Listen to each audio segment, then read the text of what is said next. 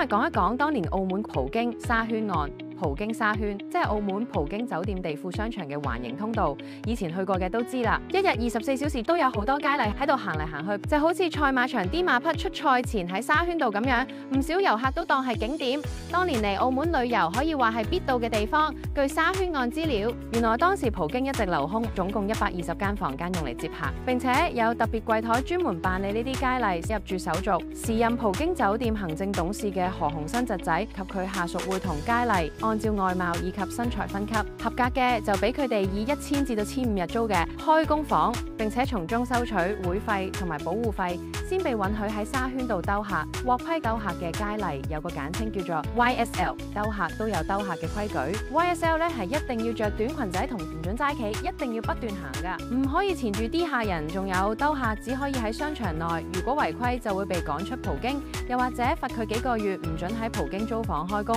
2015年1月，大批司警突然進入葡京酒店掃黃，搗破喺沙圈運作嘅賣淫集團，40幾年歷史嘅葡京沙圈自此瓦解，商場內嘅佳麗就此絕跡。